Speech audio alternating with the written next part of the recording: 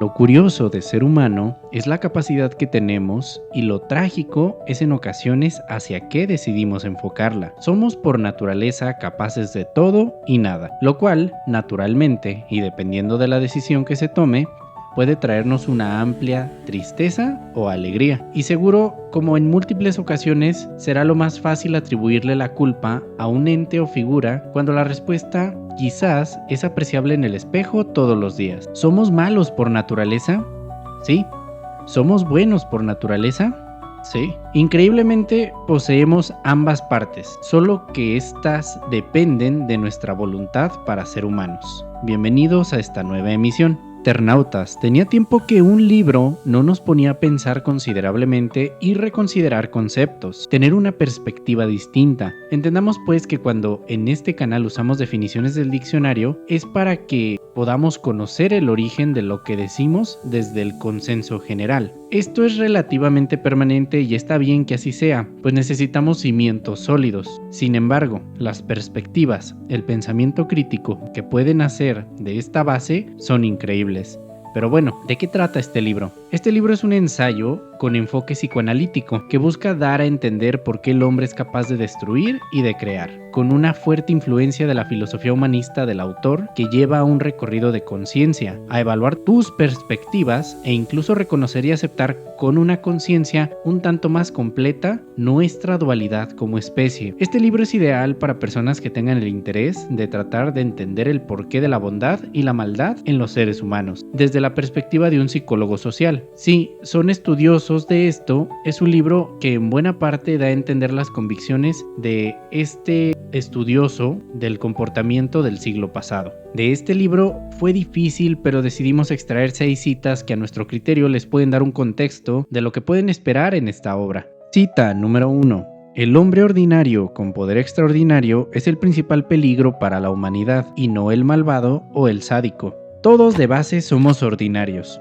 A algunos les agrada más esta idea y a otros no. La cuestión es que no es el tipo de definición que pueda darse a sí mismo el individuo, el hecho de ser extraordinario. No depende de ti en su totalidad, mucho de lo que es tu existencia. Entonces, ¿por qué tú podrías definirte como algo extraordinario siendo este el caso? No está mal no pertenecer a una categoría selecta de hombres y mujeres ilustres, como lo marca la historia en general. Lo que sí está mal es atribuir o darle poderes especiales a alguien que simplemente no está hecho para ellos. Va más allá de cualquier postulado político o social. No es un derecho tal facultad, sino una victoria a la cual pocos habrán de alcanzar, porque este tipo de cosas deben de ser así. Nada fáciles, pues hasta el día de hoy vean hacia el mundo, hacia sus países, ciudades, comunidades y aprecien la labor de darle poder a personas inútiles. Seguramente esto pueda ser desagradable. Cita número 2. El material psicoanalítico demuestra que la persona madura y productiva es menos impulsada por el deseo de venganza que la persona neurótica, que encuentra dificultades para vivir independiente y con plenitud, y que propende, con frecuencia, a jugarse toda su existencia por el deseo de venganza. ¿Qué tan desprendidos dirían que son, internautas? Seguro habrá de existir algo a lo que simplemente no les sea sencillo soltarse. El texto anterior plantea una base de vida que a palabras simples es: no se puede vivir en el pasado. Porque eso es un deseo de venganza, tratar de compensar algo que ya sucedió y que muy posiblemente ya no tenga remedio. Es una cuestión de integridad, no una invitación a ser rebajado o sometido. No soltamos porque nos rendimos, soltamos porque no podemos vivir en un lugar o situación que ya no existe. Cita número 3. La vida es crecimiento estructurado y por su misma naturaleza no está sujeta a control ni a predicción estrictos. En el campo de la vida, los demás pueden ser influidos solo por las fuerzas de la vida, tales como el amor, el estímulo, por ejemplo. La vida solo puede experimentarse en sus manifestaciones individuales, en la persona individual, lo mismo que en un pájaro o una flor. No hay vida de las masas, no hay vida en abstracto. Hay 2 ideas, internautas, que nos gustaría señalar del siguiente extracto. La primera parte básicamente nos dice algo que muchos quizás ya lo saben, y es que la vida es impredecible. Por consecuencia, pese a que muchas personas parezca no salen de una condición o forma, esta nunca es ajena a la posibilidad de que esto pudiese cambiar. En la segunda parte, hay mención hacia lo social, pero distingue que es el ser humano quien hace a la masa. Por ende, buena parte del desarrollo de la sociedad depende en buena medida de cómo nos desarrollamos a nosotros mismos como individuos, nuestro crecimiento si así lo quieren ver. Entonces, si todos tuviesen los medios, ¿por consecuencia crecerían y estarían mejor? No necesariamente, porque como lo dice el texto, no está sujeta nuestra condición humana a control ni predicciones estrictas. Que alguien tenga más medios no es garantía de que vaya a actuar mejor o tenga claro por qué ha elegido actuar como lo ha hecho hasta este punto de su vida. Y nos gusta creer como humanos que sabemos el porqué de lo que hacemos, presumir quizás de ello, pero al final, y una duda que todos debemos hacernos: ¿qué tan libres somos en realidad? Cita número 4.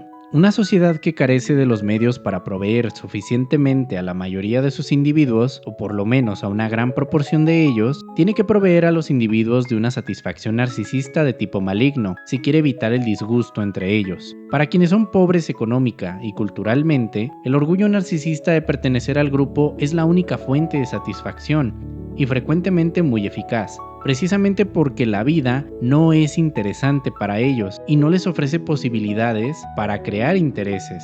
Tienen que desarrollar una forma extrema de narcisismo. Vaya, internautas, ¿pero qué acabamos de leer?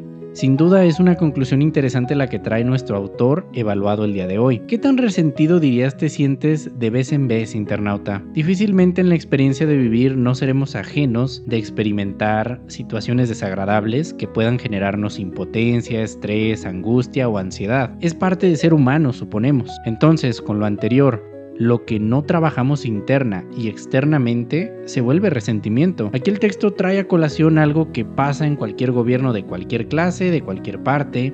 Habrá siempre un sector que se va a aprovechar de esto si lo tienes dentro y te utilizará para sus fines y sus propósitos. Nuevamente, ¿qué tan libre eres, internauta? Te lo diremos de forma sencilla. Eres libre en la medida que eres capaz de no irte al extremo y de ser lo suficientemente autocrítico para considerar que puedes estar equivocado. Una postura férrea, cerrada, tajante y que no da espacio a considerar el error difícilmente es un ser humano libre. Olvida las cuentas por pagar o el estrés de convivir con ciertas personas. Tu mente es la prisión más efectiva en la que te puedes encontrar viviendo, con una especie de libertad condicional. El grillete no es físico, sino mental, y se traduce en qué tan claras son tus decisiones para con tu vida. Cuando lo anterior sucede, bueno, dejas de culpar a terceros, a figuras abstractas, a todos menos a ti. Acabamos por entender que todos están en la experiencia humana, algunos mejor y otros peor. Y esto deja de interesarte, te dejas de interesar por terceros y te empiezas a concentrar en ti. Puedes empezar a ver hasta dónde puedes llegar tú a vivir. Cita número 5. El hombre trasciende toda la vida de otro porque es, por primera vez, consciente de la vida de sí mismo. El hombre está en la naturaleza sometido a sus dictados y accidentes, pero trasciende la naturaleza porque carece de ignorancia o inconsciencia que hace al animal una parte de la naturaleza, como uno con ella. El hombre se encuentra ante el espantoso conflicto de ser prisionero de la naturaleza, pero libre en sus pensamientos, de ser una parte de la naturaleza y ser, sin embargo, una rareza de la naturaleza, por así decirlo, de no estar aquí ni allí. Seguimos en este recorrido introspectivo, mi gente. La idea de ser inconscientes de nosotros mismos es aterradora porque siempre trae de la mano el hecho del poco o nulo control que tenemos sobre nuestra realidad. Aquí Fromm enaltece a nuestra especie, señala por qué somos algo increíble en términos de lo que existe. Sin embargo, trae a colación algo que a muchos les genera ansiedad, y es el hecho de determinar cuál es el sentido o propósito que tiene mi existencia. Nuestra parte animal es innegable, siempre va a estar ahí, pero nuestra parte, nuestra definición como humanos, la esencia, simplemente muchos han querido definirla y han sido meramente retazos parciales. Y esto es así porque, como lo dice el inicio de la cita, el mensaje detrás es que es algo muy a nivel personal. Pudieses coincidir en ciertas cosas con otros, pero la experiencia de vida nunca es igual, pues no hay humano que sea igual a otro. Cita número 6. Puede generalizarse diciendo que una de las razones por las cuales la mayor parte de la gente fracasa en la vida es precisamente que no conoce el momento en que todavía es libre para actuar de acuerdo con la razón y que no tiene conciencia de la elección, sino cuando ya es demasiado tarde para tomar una decisión. Cerramos con una cita bastante buena, que como dice el autor, está generalizando. Entonces, esto es aplicable solo cuando hablamos dentro de componentes abstractos, que corresponden a la masa, y por ello, pueden no llegar a ser aplicables a todos los individuos. Dicho eso, la clave, si bien es general, ya la da el autor. Es saber elegir en el momento justo. ¿Cómo se logra eso? Conociéndote y conociendo tu entorno. Dos caras de la misma moneda. El desconocimiento de uno te lleva casi automáticamente a estar jodido, internauta. Y en la época de mayor acceso a la información, esto no es porque una figura amorfa como el Estado, la maldad o quien quieras te oprima, para nada. Déjate de delirios. Recuerda que la principal figura de represión y guía de tus decisiones siempre la tendrás frente al espejo. Esa es la cuestión, tú tienes que conocerte. Se queda corto lo mencionado. Muchas ideas y conceptos del libro son increíbles y cubrirlas todas rompería nuestro objetivo de generarles la curiosidad para que ustedes mismos se den la oportunidad de leer este libro. Pero si se quedaron con dudas de quién fue el autor, qué lleva a un hombre a aterrizar todo este pensamiento, qué sabemos de su persona, quédense que ya vamos a ello.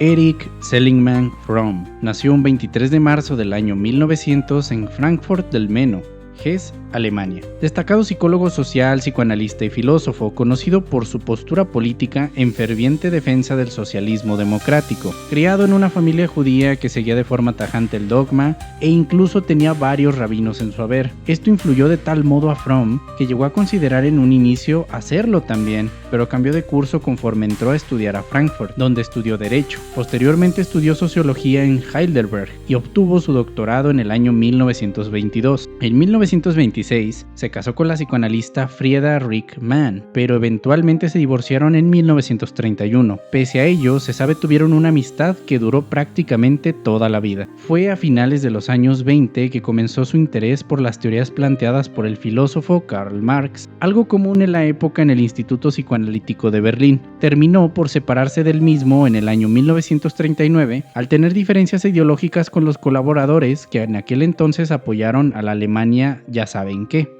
Emigró a Estados Unidos y se dedicó a la labor editorial durante los años 40. Se volvió a casar en el año 1944 con la viuda de uno de sus colegas y se mudó a México en el año 1950, donde la pareja residió más de 20 años entre Cuernavaca y la Ciudad de México. Es en ese periodo donde impartió clases en la UNAM y fundó la sección de psicoanálisis de la Facultad de Medicina en aquel entonces. Por increíble que parezca, el autor del Arte de Amar se casó por tercera vez el 18 de diciembre de 1953 con Anis Glove Freeman. Cabe decir, pues es increíble que parezca, cada quien su juicio. Se dice fue crítico al modelo del socialismo real y al capitalismo por igual. Sus perspectivas de la libertad naturalmente le hicieron acreedor en más de una ocasión a ser asociado con el anarquismo. Pasó a retirarse en el año 1965 y tras unos años de viaje pasó a residir en Muralto, Suiza, donde encontró el final de sus días un 18 de marzo del año 1980.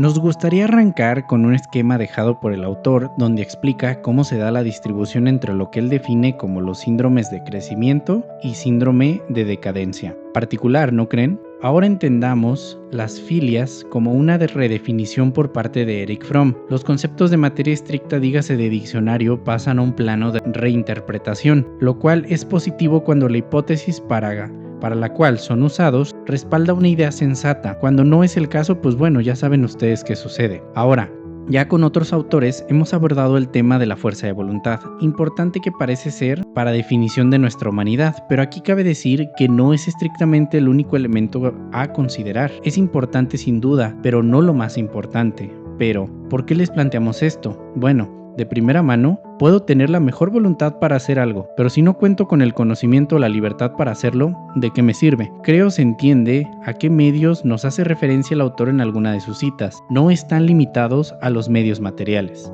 Usualmente, una fijación obscena hacia los medios materiales es propia de individuos con sesgos de diversas clases. Puede ser por una sobreexposición a conceptos con los que se identifican, pero no consideran pueden llegar a estar errados, así como ideas de venta libre dentro de su mente, que se van formando conforme van viviendo o deformando, que estas pueden ser buenas o malas dependiendo del contexto. Naturalmente, por difícil que sea aceptar, el ser humano está dotado de una capacidad para destruir bastante amplia. Lo puede hacer a nivel individual así como a nivel colectivo. No existe el completamente bueno así como el completamente malo. Lo que existe, y que sí estamos de acuerdo con el autor, es gente que no sabe tomar buenas decisiones y que dependiendo de cada persona, esto puede llevar a cosas increíbles o atrocidades.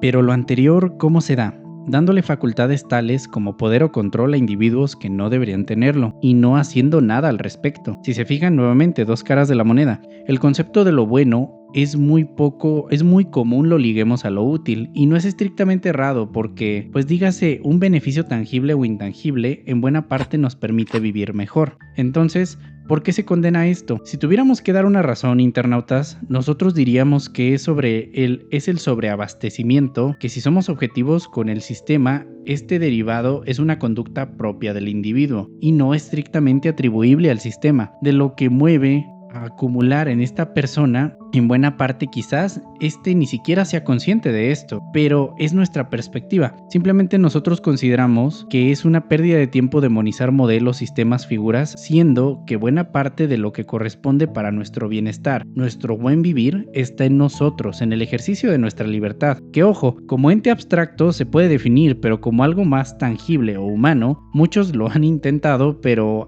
no hay en sí aún una definición que convenza a una buena mayoría, al menos en algo objetivo no es el caso.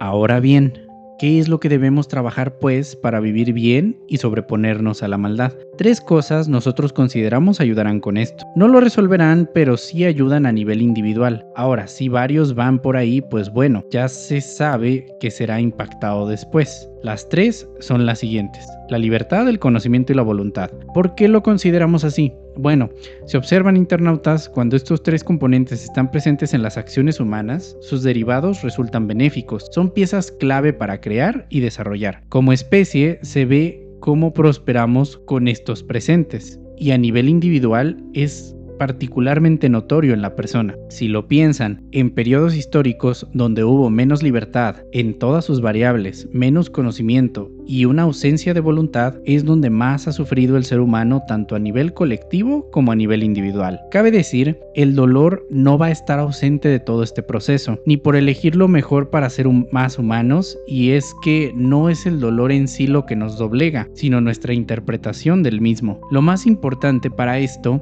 es que seamos capaces de tener a raya ese narcisismo que es propio de nuestra especie. Todos lo somos en mayor o menor grado. Déjense de hacer test ridículos de redes sociales. Si no viene de textos como el que mencionamos ahora, denle las gracias por el entretenimiento al streamer de momento, pero váyanse a leer un texto. No pierdan el tiempo con cosas así. Y su orientación, continuando, a lo positivo, es complicada porque el ser humano es complicado. En conclusión, es posible que nuestra bondad pueda poner a raya nuestra maldad, pero como todo lo que dignifica, requiere trabajo, dedicación y compromiso. Es no aceptar que nos invaliden como si no tuviésemos la capacidad para hacer las cosas, para tomar decisiones. La ayuda, por supuesto que se agradece, pero en exceso debiese de ser considerada una ofensa, pues la mayoría está en facultad de poder hacer lo que quiera mientras no violente la integridad de terceros. Esperamos este video haya sido de tu agrado. Si fue así, se agradece un like, pero recuerda, no estás obligado a hacerlo. Acompáñanos en futuras emisiones para poder hablar de más libros, mitos, videojuegos, entre otras cosas. Excelente día, mi gente.